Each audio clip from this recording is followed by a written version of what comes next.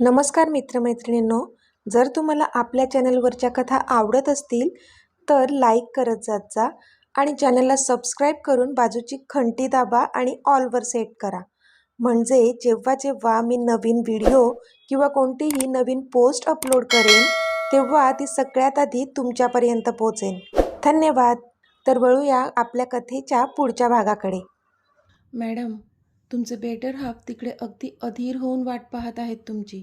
मग चलायचं ना? मधू जानूला बोलली तशी तिने लाजून मान खाली घातली. जानूच्या पुढे मीता आणि जिनू चालत होते.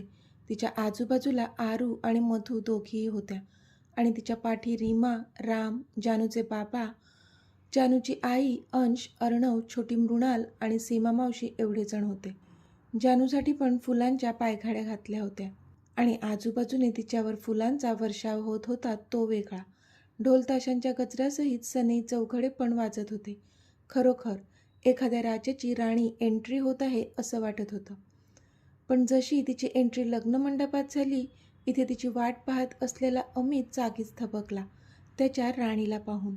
त्या भरजरी लाल लेहेंग्यामध्ये आणि त्या राजस्थानी लुकमध्ये तिचं सौंदर्य इतकं खुलून आलं होतं की त्याची तिच्यावरची नजर काही हटतच नव्हती.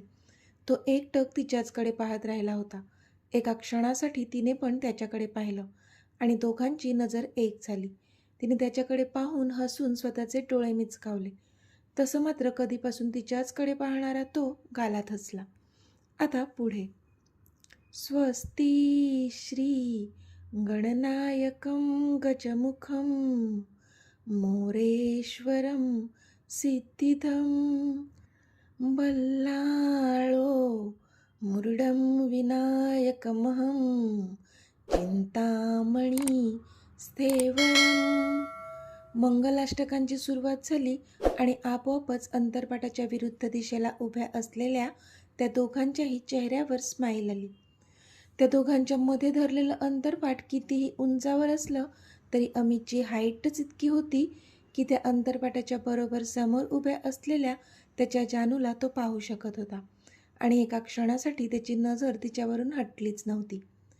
मंगलाष्टके पूर्ण होईपर्यंत तो तिच्याचकडे पाहत होता. ती मात्र स्माइली फेसने खाली मान घालून उभी होती, अगदी एखादी नवी नवरी असते तशीच. आज म्हटले जाणारे एक एक मंगलाष्टक ती अगदी कान देऊन ऐकत होती आणि त्याचा अर्थ समजून घेण्याचा प्रयत्न करत होती.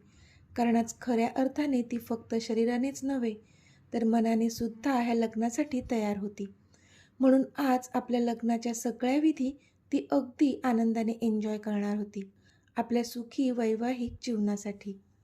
वाजंत्रे बहुगल्बलान करणे लक्ष्मीपते मंगलम कुर्या सदा मंगलम शुभमंगल सावधान शुभमंगल सावधान शुभमंगल सावधान. शुभमंगल सावधानचा 3 वेळा नारा लावला गुरुजींनी आणि इथे दोघांच्या मधलं ते अंतरपाट दूर झालं. तसे दोघेही एकमेकांकडे पाहू लागले. ती हातात वरमाळा घेऊन त्याच्या गळ्यात घालणार तोच त्याने ऐटीत मान वर केली. तसे तिचे डोळे मोठे झाले, कारण आधीच त्याची हाईट इतकी होती आणि त्यात तो आता ऐटीत स्वतःची मान वर करून तिची मज्जा घेत होता. पण ती पण त्याची जान होती. तिने एक हात कमरेवर ठेवून त्याच्याकडे डोळे बारीक करून पाहिलं. तसा तो मात्र गालात हसला आणि तिच्याजवळ येऊन स्वतःच्या एका गुडघ्यावर खाली बसला आणि स्वतःची मान तिच्यासमोर झुकवली त्याने. तसे मात्र सगळे एकत्र टाळ्या वाजवून हसू लागले. पण जानूच्या डोळ्यांच्या कडा मात्र पाणावल्या. तिने पुढे होऊन पटकन त्याच्या गळ्यात ती वरमाला घातली. तसा तो पण हसला आणि मग उठून त्याने पण तिच्या गळ्यात वरमाला घातली. तशा सगळ्यांनी टाळ्यांचा एकच कडकडाट केला. गुरुजींनी दोघांनाही समोरच्या पाटावर बसण्यासाठी सांगितले. तसे ते दोघे समोरच्या पाटावर बसले, कारण आता लग्नाच्या पुढच्या विधी होणार होत्या. त्याच्या बाजूलाच पाटावर बसलेल्या तिने हळूच त्याच्याकडे पाहिलं तर तो अगदी एखाद्या राजकुमारासारखा ऐटीत बसला होता आणि गुरुजी जसे सांगतील त्याप्रमाणे सगळं करत होता आणि ती त्याच्या हाताला हात लावून मम म्हणत होती. समोर अग्निकुंड होता आणि त्यामध्ये गुरुजी सांगतील त्याप्रमाणे अमित तुपाच्या आहुती देत होता. जानू त्याच्या हाताला हात लावून बसली होती. जानू उठली आणि तिच्या पाठी अमित उभा राहिला. गुरुजींनी जानूच्या ओंजळीत लाह्या दिल्या आणि तिने अमितकडे पाहिलं. तसे त्याने हसून तिच्या दोन्ही हातांच्या खाली स्वतःचे हात धरून अलगद तिचे हात पकडले. दोघांनीही हसून एकमेकांकडे पाहिलं आणि मग त्या अग्निकुंडात लाह्याची आहुती अर्पण करून त्यांच्या सुखी वैवाहिक जीवनाची प्रार्थना केली. मंगळसूत्रावर हळदी कुंकू वाहून घ्या. गुरुजींनी सांगितले तसे अमितने समोर गुलाबाच्या पाकळ्यांमध्ये ठेवलेलं ते नाजूक मंगळसूत्र हातात घेतलं आणि त्यावर हळदी कुंकू भरले. आता हे मंगळसूत्र नवऱ्या मुलीच्या गळ्यात घाला. गुरुजी बोलले तसं अमितने ते मंगळसूत्र हातात धरून जानूजवळ नजर वळवली. पण त्याला आणि त्याच्या हातातल्या त्या मंगळसूत्राकडे पाहूनच जानूचं मन भरून आलं आणि डोळ्यात आनंदाश्रू आले ते वेगळे. त्याने तिच्याकडे पाहून नाहीमध्ये मान हलवून तिला रडू नको असं सांगितलं. तशी मात्र रडता रडता तिच्या ओठांवर स्माईल आली. अमितने जसं ते मंगळसूत्र जानूच्या गळ्यात घातलं, तिने डोळे गच्च मिटून घेतले. एक अनामिक आनंद तिला ह्या क्षणी होत होता, जो शब्दात वर्णन करणं केवळ अशक्य होतं तिच्यासाठी. तिने त्याच्याकडे पाहिलं तर तो सुद्धा तिच्याचकडे पाहत होता आणि तिच्या चेहऱ्यावरचा तो ओसंडून वाहणारा आनंद पाहून आता त्याच्या जीवाला शांती मिळत होती. म्हणजे फक्त तिच्यासाठी त्याने हे पुन्हा लग्न करण्याचा निर्णय घेतला होता आणि तिचा आनंद पाहून आपण किती योग्य निर्णय घेतला ह्याची त्याला पुन्हा एकदा प्रचिती येत होती. तिने तेच मंगळसूत्र आपल्या हातात घेऊन दोन्ही डोळ्यांना लावले. अमितने त्याच्या बोटाच्या चिमटीत कुंकू घेतलं आणि ते जानूच्या भांगेत भरलं. तसे पुन्हा तिने डोळे मिटले. पुन्हा एकदा मन भरून आलं तिचं. दोघेही आता सप्तपदीच्या विधीसाठी सज्ज झाले. तांदळाच्या 7 राशीवरून एक एक मंत्र उच्चारत 7 पावलं पुढे चालून दोघांनीही ती सप्तपदीची विधी पार पाडली, जी त्यांच्या 7 जन्माचे सहजीवन दर्शवत होती. भले ही विधी 7 जन्मासाठीची होती, पण त्या दोघांनाही माहीत होतं की फक्त 7 जन्म नाही, तर ह्या पुढचे येणारे हजारो, लाखो आणि करोडो जन्मसुद्धा ते एकमेकांसाठीच होते. दोघांनी हसून एकमेकांकडे पाहिले आणि पुन्हा मग आपल्या जागेवर जाऊन बसले ते. आता कन्यादानाची रीत होती, जी पार पाडायला जानूची आई आणि बाबा दोघेही स्टेजवर आले होते. गुरुजींनी सांगितल्याप्रमाणे ती कन्यादानाची रीतसुद्धा पार पाडली होती. देवाब्राह्मणाच्या साक्षीने आता हा विवाह संपन्न झालेला आहे. नांदा सौख्य भरे, गुरुजी म्हणाले आणि त्या दोघांनाही आशीर्वाद दिला त्यांनी. तसे ते दोघेही त्यांच्या पाया पडले. मग घरातल्या सगळ्या मोठ्या मंडळींना पण त्या दोघांनी वाकून नमस्कार केला. जसा गुरुजींनी विवाह संपन्न झाल्याची घोषणा केली, वाजंत्रींनी ढोलताशांचा हा गजर केला आणि त्या ढोलताशांच्या तालावर सगळेजण थिरकू लागले. अमित आणि जानू वर स्टेजवरून त्या सगळ्यांना नाचताना पाहून खुश झाले होते. सगळेच अगदी आनंदाने नाचत होते. पण त्यात आरू होती, जी की फक्त शरीराने तिथे होती. तिचं मन तर तिथे नव्हतंच. काय काय विचार केला होता तिने आजच्या दिवसाचा, पण तसं काहीच एन्जॉय करू शकली नव्हती ती. कारण जी खुशी, जो आनंद तिला मनापासून घ्यायचा होता, तो आज जे रॉनी तिच्यासोबत जसं वागला होता, त्यानंतर ती कसा काय घेऊ शकणार होती. अथक प्रयत्नानंतर तिच्या चेहऱ्यावर ती फेक स्माईल ठेवू शकली होती. कारण आपल्याला कितीही दुःख असलं तरीसुद्धा जानू आणि अमितसाठी तिला लोकांना ती स्वतः खुश आहे हे दाखवणं गरजेचंच होतं. ती वारंवार रॉनीकडे पाहत होती, पण तो होता की तिच्याकडे पाहतच नव्हता. सपशेल इग्नोर करत होता तिला तो, ज्याचा तिला भयंकर त्रास होत होता. एक वेळ अशी आली की तिला त्याचं इग्नोर करणं इतकं असह्य झालं की ती पळतच तिथून निघून गेली. रॉनीने तिला पळताना पाहिलं आणि त्याच्या हृदयात कळ उठली. तिला असं नव्हता पाहू शकत तो, पण तरी स्वतःला अडवलं त्याने तिच्यापर्यंत जाण्यापासून. इथे आरू तिच्या रूममध्ये आली होती आणि दार लावून ओक्साबोक्शी रडू लागली होती. तिला कळतच नव्हतं की मी आता काय करू. तिला खूप वाटत होतं की जानूशी जाऊन बोलावं, पण आज जानूसाठी खूप स्पेशल दिवस होता, म्हणून तिला आज तिचा आनंद घेऊ देणार होती ती. आपल्यामुळे ती डिस्टर्ब झालेली नको होतं तिला. पण रॉनी जे आज तिच्याशी वागला होता ते पण विसरू शकत नव्हती ती. किंबहुना डोक्यातून जातच नव्हतं तिच्या ते. शेवटी कसंबसं स्वतःला आवरलं आणि शांत केलं तिने आणि आता दार उघडून बाहेर आली ती, अगदी स्माइली फेसने, आणि त्या नाचणाऱ्यांच्या ग्रुपमध्ये जाऊन डान्स करू लागली ती. रॉनी तिच्याकडे पाहतच राहिला. त्याला कळत होतं तिची आत्ताची अवस्था आणि ती आपल्यामुळेच झाले हे देखील कळत होतं त्याला. म्हणून मान खाली घातली त्याने. आता जानूचा गृहप्रवेश होणार होता. जानू आणि अमित दाराच्या पलीकडे उभे होते आणि घरातली सगळी मंडळी दाराच्या अलीकडे म्हणजेच घराच्या आत होती. जिनू आणि नीता मात्र बाहेरच त्यांच्या मम्मा पप्पाच्या आजूबाजूला उभे होते. त्यांच्या मम्मा पप्पासोबतच ती दोघे पिल्लं आत घरात प्रवेश करणार होते. दाराच्या उंबऱ्यावर तांदळाने भरलेला कलश ठेवला होता. जानू, उजव्या पायाने कलश ओलांडून आत ये बाळा. रीमा बोलल्या तशी तिने होमध्ये मान हलवली. अरे, लगेच आत ये काय? असं काही आत येता येणार नाही आहे, ओके? आधी उखाणा घ्यावा लागेल, त्यानंतरच गृहप्रवेश होईल. मधू कमरेवर हात ठेवून बोलली तशी जानू गालात हसली. हे असं तुझं गोड हसू पाहून आम्ही काही पाघळणार नाही, ओके? उखाणा तर तुला घ्यावाच लागेल. मधू बोलली तशी जानू पुन्हा हसली. तिने एकदा हसून अमितकडे पाहिलं. ना कधी पाहिले ना कधी भेटले त्याला. नीट ऐका बरं का? ती अमितकडे एक कटाक्ष टाकून बोलली तसा तो मात्र आता हसून हाताची घडी घालून तिच्याचकडे पाहू लागला. ना कधी पाहिले ना कधी भेटले त्याला, पण तरीही जीव गुंतला त्याच्या शब्दांत आणि सुरू झाली आमची अनोखी प्रेम कहाणी.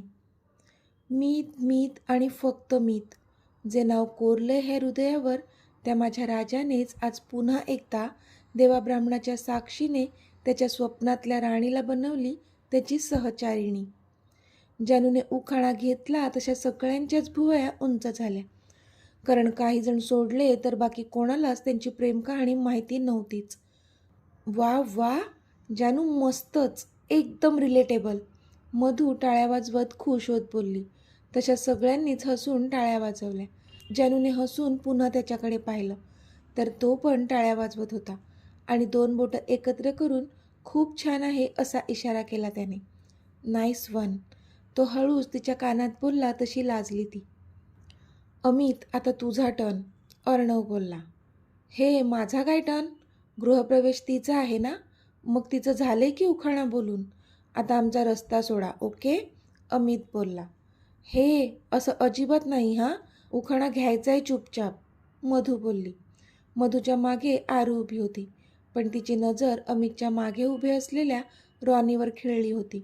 एका क्षणासाठी सुद्धा तिने त्याच्यावरची नजर हटवली नव्हती, पण तिची ती आपल्यावर खिळलेली एकटक नजर पाहूनच रॉनी अस्वस्थ झाला होता, कारण त्याच्या पुढेच त्याचा बॉस उभा होता आणि आरू होती की त्याच्यावरची नजर हटवतच नव्हती. जर अमितने पाहिलं तर, म्हणून रॉनीला भीती वाटत होती. पण अमित मात्र त्यांच्या त्या उखाण्याच्या रीतीमध्ये व्यस्त असल्यामुळे त्याचं अजिबातच लक्ष नव्हतं कुठेच. अहो, घ्या ना उखाणा, जानू हळूच बोलली. तसं त्याने तिच्याकडे पाहिलं. बघ, तुझी जानू पण सांगते, आत्ता तरी घे, मधू बोलली. अमित, थांब, मी सांगतो तुझ्या कानात, अर्णव बोलला आणि त्याच्या जवळ गेला. पण अमितने त्याला हातानेच थांबवलं आणि मग तो जानूकडे पाहू लागला. ऑनलाईन भेटलो तिला, ऑनलाईनच झालं प्रेम. तू सुद्धा नीट ऐक बरं का, तो पण तिला बोलला तशी ती हसून त्याच्याकडे पाहू लागली. ऑनलाईन भेटलो तिला, ऑनलाईनच झालं प्रेम. ऑनलाईनच तिला स्वतःची ओळख सांगितली होती शिनचान. मुझे दिल से मंजूर है जाने मन, अगर इस द अमित राज्याध्यक्ष को पूरी दुनिया देती है जानू का पती होने की पहचान. तो अगदी तिच्या डोळ्यात बघत बोलला तशी मात्र तिने लाजून मान खाली घातली आणि इथे सगळ्यांनी टाळ्यांचा कडकडाट केला. वा अमित, तू तर एकदम सिक्सरच मारला की, अर्णव बोलला तसे पुन्हा सगळे हसू लागले. वा जानू, तुझ्या हिटलरला चांगला कंट्रोलमध्ये ठेवू शकतेस तू आता, मधू हळूच जानूच्या कानात बोलली. तसे जानूने डोळे मोठे केले आणि डोळ्यांनीच तिला दटावलं. हे काय बोललीस तू आता? हां, अमित मधूला बोलला तशी मधू गांगरली. मी? नाही नाही, कुठे काय? चला आता जानूचा गृहप्रवेश करूया, हो ना मावशी, मधू गडबडून रीमाना बोलली. पण इथे जानूला मात्र खूप हसायला येत होतं. हो हो जानू, बाळा उजव्या पायाने माप ओलांडून आत ये, रीमा बोलल्या. तसं जानूने उजव्या पायाने ते माप ओलांडले आणि ती आत आली. तिच्यासोबत अमित आणि त्यांची दोन्ही पिल्लंसुद्धा आत आली. जानूने चौफेर घरावर नजर फिरवली आणि तिला भरून आलं. ह्या आधी तिचा गृहप्रवेश झाला होता तेव्हा ह्या कोणत्याच फिलिंग्स ती फील करू शकली नव्हती. पण आज मात्र त्या सगळ्या भावना तिच्या मनात दाटून आल्या होत्या. तिच्या मीची लग्नाची बायको होताना त्या सगळ्या भावना जगली होती ती. समोर एक परात ठेवली होती आणि त्यात कुंकवाचं पाणी होतं. जानू, आता ह्या परातीमध्ये पाय ठेवून घे आणि मग घरात चालत ये, रीमा बोलल्या. तसं जानूने त्या कुंकवाच्या पाण्यात स्वतःचे पाय बुडवले आणि मग त्याचे निशाण सोडत तिने आत प्रवेश केला. रीमा त्या दोघांनाही आत किचनमध्ये घेऊन गेली. तिथे नमस्कार करून मग देवघरात नमस्कार केला दोघांनी. अजून बाकीच्या रीती पण करायच्या बाकी होत्या. पण तोपर्यंत आता त्यांना आराम करण्यासाठी हॉलमध्ये बसवलं. त्यांची दोन्ही पिल्लं पण त्यांनाच खेटून बसली होती. इथे आरू कधीपासून रॉनीकडेच पाहत होती, पण त्याचं मात्र तिच्याकडे अजिबात लक्ष नव्हतं. किंबहुना आपण असं म्हणू शकतो की तो जाणून बुजून तिच्याकडे लक्ष देत नव्हता, दुर्लक्ष करत होता, ज्याचा तिला भयंकर त्रास होत होता.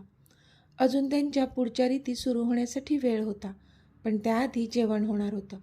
सगळी पाहुणे मंडळीसुद्धा जेवणाच्या काउंटरवर गेली होती.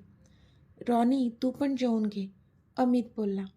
ओके बॉस, रॉनी बोलला आणि तिथून निघून गेला. पण त्याला जेवायची तर अजिबातच इच्छा नव्हती, कारण आज ज्या प्रकारे तो आरुशी बोलला होता त्याला खूपच गिल्ट आलेलं त्या गोष्टीचं. कारण आजच्या संपूर्ण फंक्शनमध्ये त्याला ती खुश दिसलीच नव्हती, म्हणून स्वतःलाच कोसत होता तो. पण तरीसुद्धा काहीही करू शकत नव्हता तो तिच्यासाठी, कारण हेच योग्य आहे आणि ते तिला जेवढ्या लवकर कळेल तेवढं सोपं होणार होतं त्या दोघांसाठीही, असं त्याला वाटत होतं. पण खरंच हे असं दूर राहणं सोपं असणार होतं का त्या दोघांसाठी? रॉनी तिथून निघाला आणि जेवणाच्या काउंटरपाशी न जाता सरळ त्याच्या रूममध्ये गेला, कारण सध्या त्याला एकांत हवा होता. पण इतक्यात त्याच्या रूमचं दार उघडलं तसं त्याने तिथे पाहिलं तर समोर आरू होती, जी आत्ता त्याच्या रूममध्ये शिरली होती आणि तिने त्याच्या रूमचं दार लॉक केलं होतं. तर मित्रमैत्रिणींनो, आजचा भाग तुम्हाला कसा वाटला ते मला कमेंटमध्ये सांगा. आणि जर आवडला असेल तर व्हिडिओला लाईक करा, शेअर करा आणि चॅनलला सबस्क्राईब करून बाजूची घंटी नक्की दाबा. चला तर भेटूया आपल्या पुढच्या भागात. तोपर्यंत धन्यवाद.